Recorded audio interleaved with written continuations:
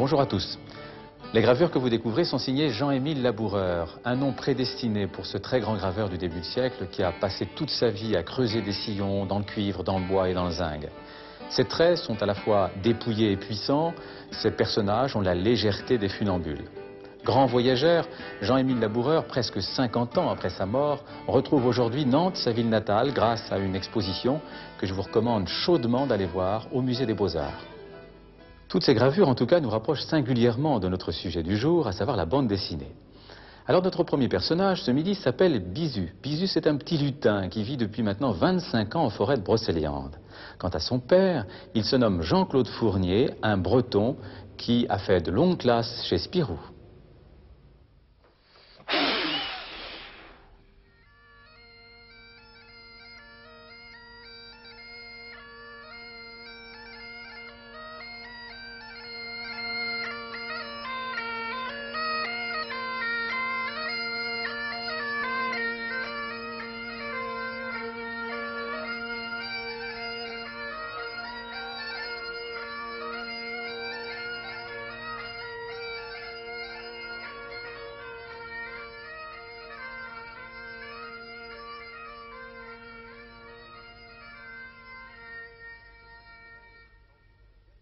J'étais très attiré, autant que je m'en souviens, j'étais très attiré par l'extraordinaire vie qu'il y avait dans le personnage de Franquin. C'est ça qui m'attirait énormément. C'était recopier ça, c'était essayer de donner la vie à des petits personnages en papier. Ça, je crois vraiment que c'était ce que je recherchais. Et c'est pour ça que j'étais attiré par ces dessins, parce qu'à l'époque, la bande dessinée, des dessins très vivants de ce genre-là, il n'y avait que Franquin ou Maurice, Lucky Luke. Je pense qu'il y avait ces auteurs-là qui faisaient un dessin très vivant et qui m'attiraient en tant que tel, quoi, en tant que dessin en tant que vie. La vie m'intéressait beaucoup. Et c'est pour ça que j'étais très intéressé par le dessin de Franquin. Et donc, je pense que si à l'époque on m'avait dit, tiens, tu vas faire de la bande dessinée, j'aurais dit automatiquement, bon, ben, je vais essayer de faire Spirou, quoi. De toute façon, j'ai toujours été entouré de gens qui racontaient des histoires. Bon, et puis, en plus, je crois que à l'intérieur de chaque breton, je crois qu'il y a un conteur qui sommeille. Et puis, il y a aussi, bon, en nous, tout cet imaginaire celte, hein, qu'on porte en nous, je pense. Hein. Alors, tout ça a influé dans le cours de la vie de mon petit personnage Bisu, certainement. Mais il n'est pas né du tout, il est né d'une façon très étrange, Bisu. Hein. Au départ, il s'appelait Cagliostro. C'est idiot, un jeu de mots. Bon. Il s'appelait Cagliostro et il était maléfique. C'était un personnage nocif, méchant, négatif, curieux. Et qui faisait des tours de précipitation. Il n'était pas magique. C'était la précipitation, c'était de l'illusion. Et puis peu à peu, sur mon crayon, comme ça, au fur et à mesure que je le travaillais, peu à peu, il est devenu plus gentil, plus amusant, plus souriant, et de moins en moins méchant. Et puis ce qui était des illusions, ça a commencé à devenir la vérité, la réalité, quoi. Il a envie de marcher sur l'eau, il marche sur l'eau, c'est tout. Il y a des objets qui vont se mettre à parler, pourquoi pas, quoi. Il suffit d'y croire et puis ça marche.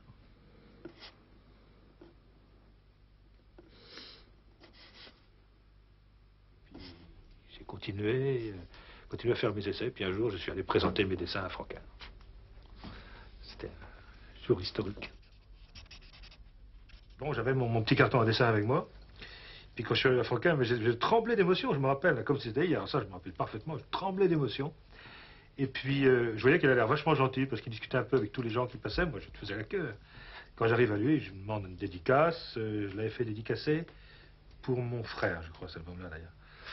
Et puis je lui dis, monsieur Franquin, est-ce que je pourrais vous montrer des dessins? Tout de suite il dit, oui, bien sûr, je vous en prie. À l'époque, les séances signatures, c'était pas de la folie comme c'est devenu par la suite. Hein. Il y avait du monde, mais enfin, on avait le temps de discuter un peu avec l'auteur. Je lui montre mes dessins, je me rappelle, il avait mis un sifflement admiratif, alors que franchement, c'était pas balèze. Et il a montré ça à ses collègues autour, moi je me sentais plus. Et puis il m'a dit, mais c'est pas mauvais tout ça. Hein. Et il me dit, il faudrait venir nous montrer ça en Belgique. Moi je suis rentré chez moi sur un petit nuage. Franquin m'avait proposé de venir lui montrer mes dessins, une fois un peu revus, chez lui.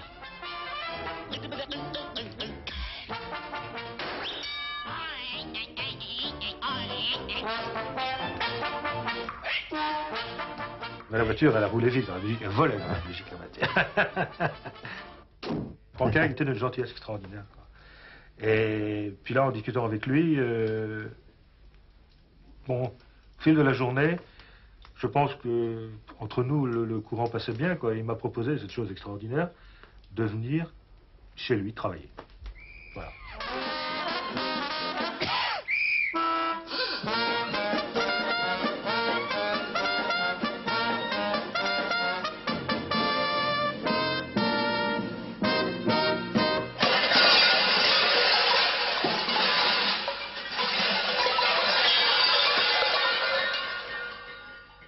Et je ne travaillais pas pour lui, je travaillais pour moi. C'est ça qui est absolument extraordinaire, quoi. C'est que je travaillais sur les bandes dessinées et Franquin se levait pour venir voir ce que je faisais, me guider, et tout. C'était extraordinaire, hein. Je passais là des petits séjours de petites semaines chez lui. Et c'était, j'apprenais des foules de choses. Le style narratif, le rythme d'un récit, c'est lui qui m'a appris, par exemple, que la bande dessinée, ça doit se voir sous l'œil comme un œil, comme avec une caméra, par exemple. Bon. Puis c'est drôle, c'est qu'il se prenait jamais. Il se prenait jamais en exemple lui-même. Il allait toujours prendre chez un autre dessinateur l'illustration de ce qu'il voulait me dire. Il y avait une modestie, Francaise, c'est pas pensable. Ben, tu sais, en 8 jours, moi j'apprenais ce que j'aurais mis, je sais pas, 5-6 mois à apprendre tout seul et encore peut-être à apprendre de travers, quoi. J'apprenais avec lui surtout une rigueur extraordinaire que j'ai toujours, même encore maintenant, du mal à respecter parce que je suis quand même un petit peu fantaisiste. Et lui, Franquin, est un type, un modèle extraordinaire pour ce métier. Moi, j'ai vu Franquin jeter des planches de Gaston commencer, hein, qui moi me paraissaient absolument mais sublimes, quoi. Il les déchirait et foutait en l'air parce que quelque chose lui paraissait pas terrible et il recommençait. C'est rare, hein, dans le métier. C'est rare les gens qui font ça, et même parmi ceux qui font ça, c'est rare le nombre de fois où ils le font, hein. Sacrée école de rigueur. Ce célèbre personnage de bande dessinée, vous l'avez reconnu, bien sûr, c'est Spirou. Ce jeune garçon intrépide, né en 1938, dans le journal à qui il a donné son nom, a connu depuis 32 ans déjà bien des aventures. Créé par le dessinateur Robvel, Spirou a été repris au fil des années par plusieurs dessinateurs, d'abord André Gillin, JG, puis par André Franquin, l'actuel créateur de l'inénarrable Gaston Lagaffe. Aujourd'hui, la destinée de ce sympathique personnage est entre les mains d'un jeune dessinateur rennais talentueux, Jean-Claude Fournier. Petite histoire marrante, mon dernier bulletin scolaire, le professeur de dessin, de la matière, dessin, avait écrit textuellement sur le bulletin « N'a jamais su dessiner, ne sait pas dessiner, ne sera jamais dessiné ».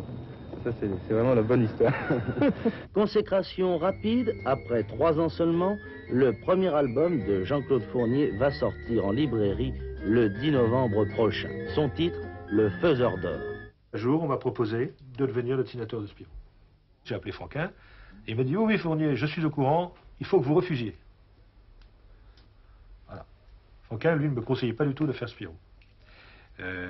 Non pas qu'il ne m'en estimait pas capable, mais lui, il disait avoir souffert en prenant Spirou, qu'il n'était pas un personnage à lui, et il disait que pendant 20 ans, il avait traîné en fait un personnage qui ne l'intéressait pas. Et il me disait, si vous faites ça, Fournier, vous allez gâter votre carrière, faites plutôt votre petit personnage Bisu. Franquin croyait très très fort à Bisu. Alors faites plutôt votre petit personnage Bisu, mais n'acceptez pas Spirou. Et il se rendait pas compte, Franquin, que lui, quand il a pris Spirou, c'était un personnage inconnu pour lui. Il débutait juste, Spirou. Alors que moi, quand j'ai pris Spirou, c'était mon copain depuis que j'étais gosse. Je baignais dans Spirou. Forcément, on n'avait pas la même façon de voir le personnage. Donc, je ne l'ai pas écouté. J'ai dit à l'éditeur, écoutez, M. Dupuis, je vais prendre Spirou, mais d'abord, je vais faire des essais, quoi. Voilà. Puis j'ai fait des essais. Ça a convenu. Puis voilà, j'ai démarré. Allô, Franquin? Réveille-toi, écoute, on a décidé qu'il fallait un dessinateur pour s'occuper de moi tout seul. Je laisse tomber tout le reste. Allô? Mais ne t'en faites pas pour Spirou et Fantasio, on a trouvé un gars qui racontera toutes nos aventures. Il s'appelle Fournier, c'est un poète, et puis il est jeune, voilà. Au revoir, mon vieux.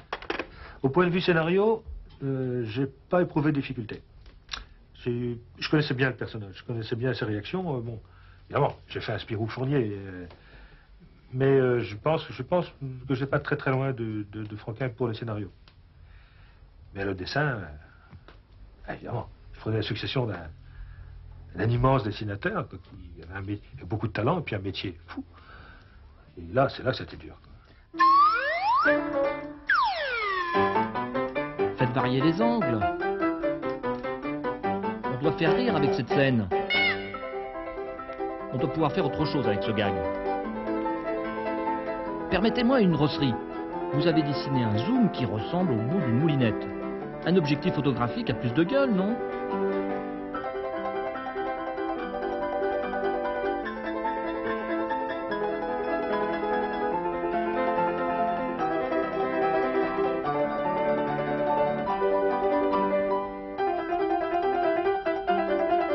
Dirigez les regards avec exactitude.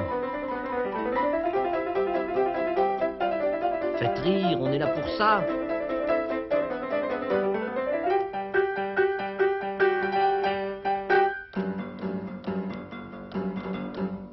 Justement, Franquin, il avait beau dire qu'il avait traîné Spirou comme un boulet, mine de rien, il l'avait quand même bien traîné, et puis il l'avait quand même bien situé, son personnage.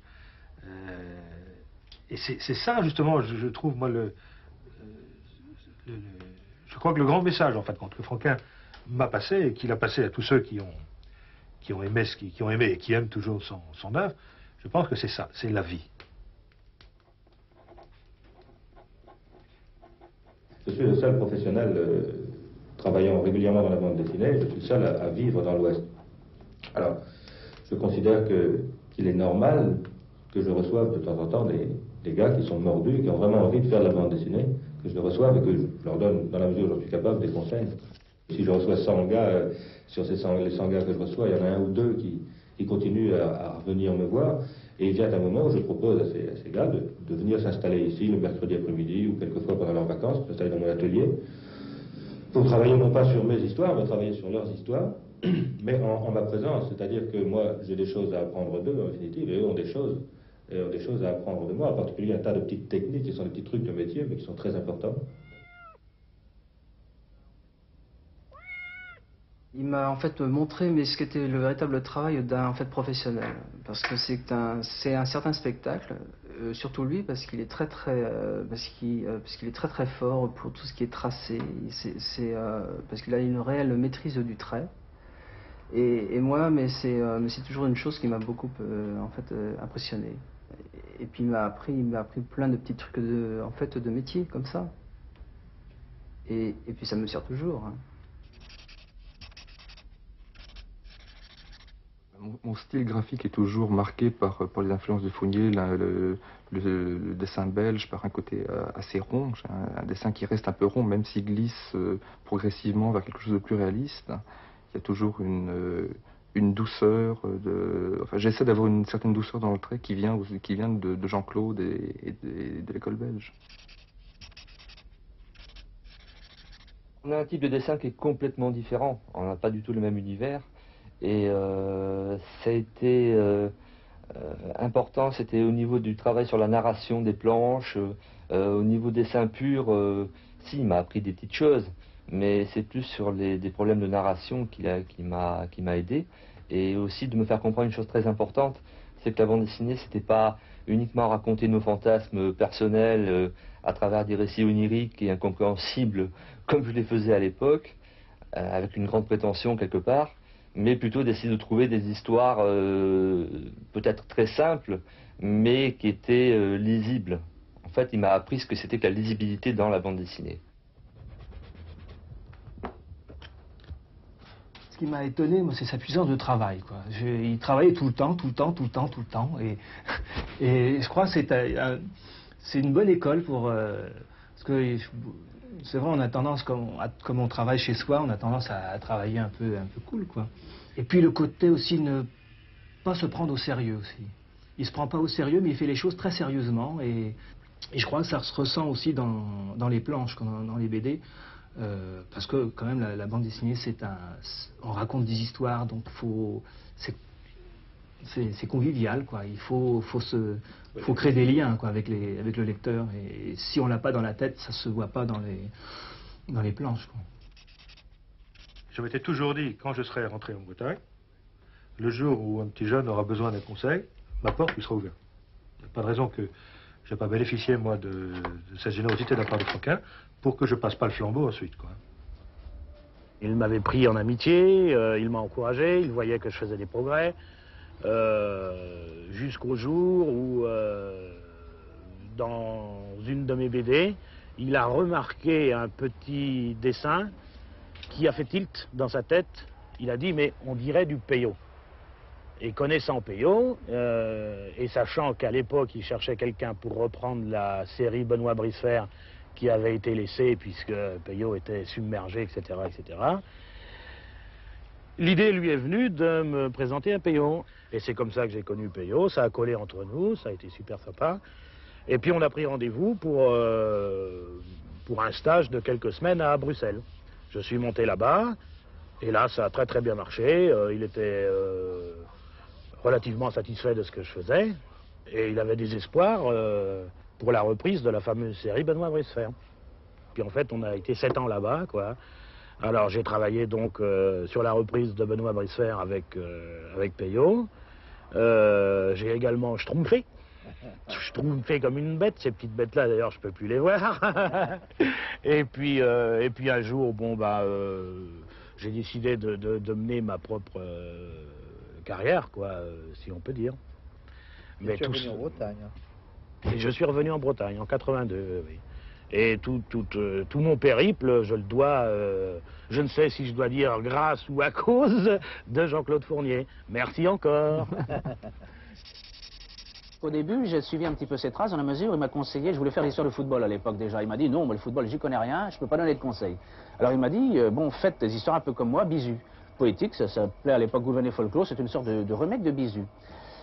Par la suite, je m'en suis écarté pour faire des histoires sociales qui étaient en fait ma vraie destination. Mais au début, il y a une forte influence grâce à, bon, avec cet univers poétique de Bisou, il ne faut pas oublier que c'est aussi l'époque d'Alan Stivell, avec le mythe des forêts bretonnes, l'enchantement, toutes ces choses. Et on baignait dans cet univers stivelien, si on peut dire, quoi, un Glenmorien pour d'autres, hein, ça dépend. Donc on était tous influencés, lui était influencé, d'autant plus qu'il venait d'un milieu où on connaissait bien la chose, il a joué du biniou, il a peut-être joué au Balgad Blainmore, si ma mémoire est bonne, en tout cas son frère. Donc on était vraiment baignés dans cette atmosphère. Et voilà comment a commencé un petit peu ce qu'on pourrait appeler l'école bretonne de bande dessinée.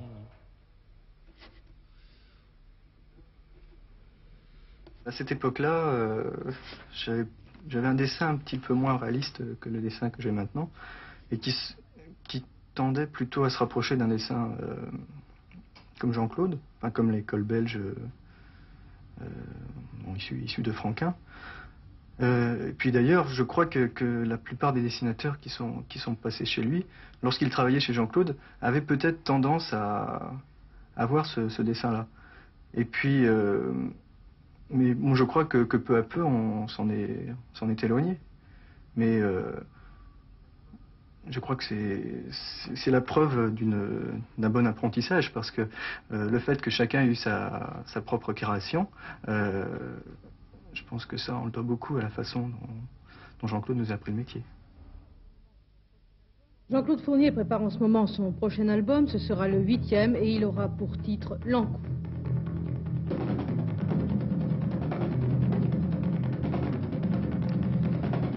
Deux innovations marqueront cette publication. Pour la première fois depuis la création des deux petits personnages de Spirou et Fantasio, l'action se déroulera en Bretagne.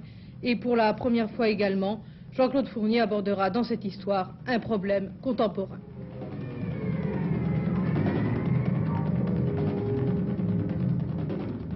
Moi, je parle de centrale nucléaire parce que c'est une chose qui me fait peur, moi, l'installation presque sauvage, on pourrait dire, de centrales nucléaires partout, en particulier en Bretagne, me fait peur. J'estime que tous ceux qui ont la possibilité de s'exprimer doivent s'exprimer, faire quelque chose pour non pas alerter, non pas faire peur, mais faire en sorte que, bon, moi, mon public est dans les enfants, faire en sorte, par exemple, que les enfants aillent poser des questions à leurs professeurs ou à leurs parents ou aux gens qui connaissent le problème autour d'eux, quoi. Afin je veux participer à une sorte de campagne d'information sur le problème. Alors, c'est la raison pour laquelle, pour une fois, j'ai mis Spirou et Fantasio dans l'actualité assez brûlante.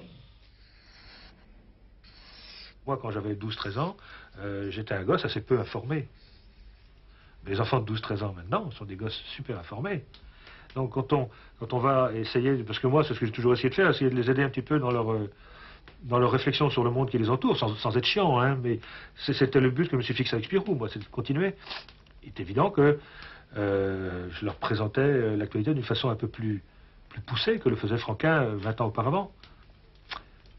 Mais justement, les éditeurs n'ont pas très bien compris ça. Et je sais qu'il y a eu des réflexions faites à l'éditeur en Belgique, comme ça, des gens importants, des ministres belges, disant à mon éditeur, dites donc, votre dessinateur de Spirou, là, il fait de Spirou un personnage politique. J'ai été contraint d'abandonner Spirou, quoi. Et le fils de l'éditeur s'appelait Jean-Luc. M'a envoyé une lettre que j'ai conservée en me disant, voilà, monsieur Fournier, vous avez certainement pris la bonne décision. Et de toute façon, nous sommes contents, vous restez parmi nous, et nous souhaitons longue vie à votre petit personnage Bison. Ça fait du bien quand on reçoit un truc comme ça. Ça rassure. Non, en plus, il y a le fait que Dupuis a vendu, en fait, a bradé son affaire, 2 ans après, je crois. Bah, si j'avais pu prévoir ça, je me serais accroché à Spirou, et avec les nouveaux venus, on aurait redémarré sur des bases sérieuses, Spirou, c'est certain. Voilà. Ça va être à refaire, ça. Ça aussi d'ailleurs, ça en fait 2. Attends, c'est elle qui fait en fait, c'est mon nègre. Avec Jean-Claude, ça s'est passé une fois, donc une 3e fois que j'allais dans son atelier, il m'a proposé de reprendre Bisu. J'ai dit oui, tout de suite. C'était un personnage qui me plaisait. Et c'est vrai qu'avant que je le rencontre, j'ai acheté Spirou pour voir de quoi il s'agissait. Je suis tombé sur Bisu et je me rappelle avoir dit ce jour-là, merde, ça c'est une bonne BD. Ça me plaisait, ça me rappelait un petit peu, bon, je sais pas quoi d'ailleurs. Et c'est vrai que ça m'attriste de plus le faire, à la limite. Et quand je le vois le faire, j'aurais presque envie de lui dire, mais non, t'aurais peut-être pas dû faire ça comme ça, ou des trucs comme ça. Et puis en même temps, j'ai du plaisir à le revoir faire, etc. Et j'ai vraiment du plaisir, je suis vachement content qu'il ait repris Bisu. Il est beaucoup mieux que dans Spirou, largement au-dessus. Il était fait pour faire Bisu, de toute façon, il est fait pour ça. Donc qu'il fasse Bisu et qu'il ne nous emmerde pas avec le reste.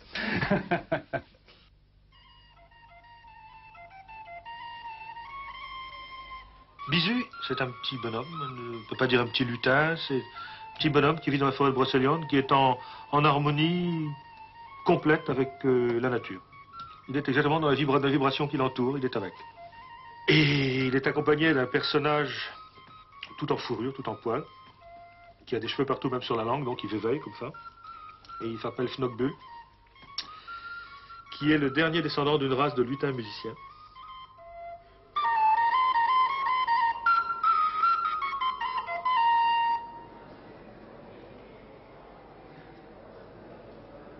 En ce qui me concerne, je me suis reconnu dans une de ces histoires, c'est vrai. Nous avons un point commun, c'est que nous aimons beaucoup la cornemuse et que nous pratiquons volontiers cet instrument-là.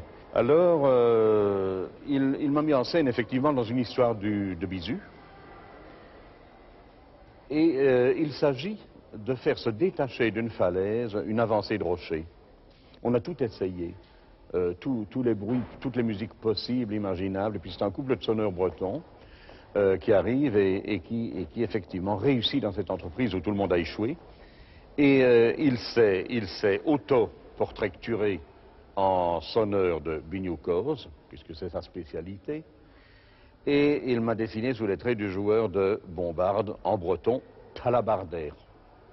Et dans Le Chevalier Potage, une histoire plus récente de Fournier, là je retrouve totalement notre fantastique à nous aussi. Avec tous ces personnages que seuls quelques élus peuvent voir.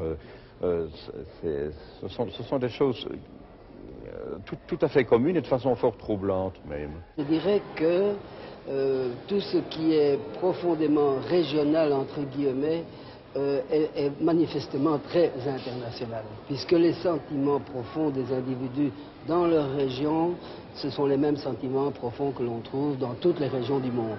Alors il est bien évident que chez nous, en Belgique, nous avons aussi du régionalisme, mais disons que le pays étant déjà plus petit en lui-même, les régions sont moins nombreuses, il y a surtout les deux cultures qui sont néerlandophones et francophones. Mais les mêmes phénomènes que vous trouvez chez Fournier, vous les trouvez chez nous, dans nos auteurs, et c'est pour ça que parmi les grands, je considère Fournier comme un des grands de la bande dessinée, il a évidemment tout à fait sa place chez nous, c'est l'évidence.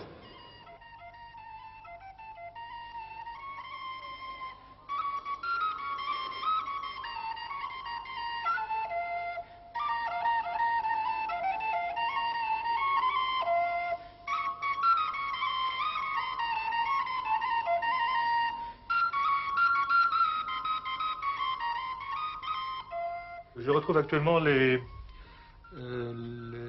émotions, enfin, oui, quand même encore, les émotions que j'ai eues quand j'ai démarré ce métier. C'est-à-dire, j'éprouve à nouveau du plaisir à me voir publier dans le journal. Alors que j'avais complètement perdu cette espèce de grand plaisir. Recevoir le journal, il arrive dans la boîte à lettres, je vais tout de suite l'ouvrir, je vais vite à la page pour voir ce que ça donne, mon truc. Pendant des années, avec Spirou, j'avais complètement perdu cette fraîcheur-là.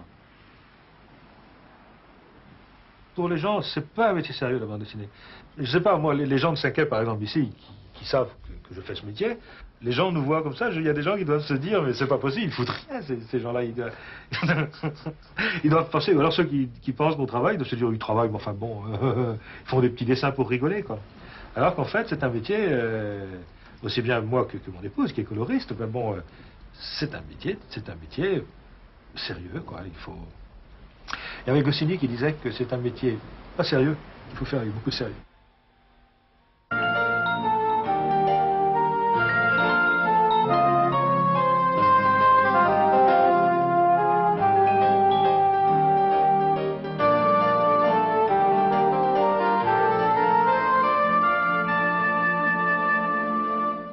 Régis Loisel, lui aussi, fait sérieusement son métier, sans se prendre pour autant au sérieux. Installé dans les Côtes-d'Armor, ce dessinateur de BD a mis en chantier de nouvelles aventures de Peter Pan. Sa collection, qui à terme comportera 4 albums, s'inspire très librement de l'œuvre de James Matthew Barrie,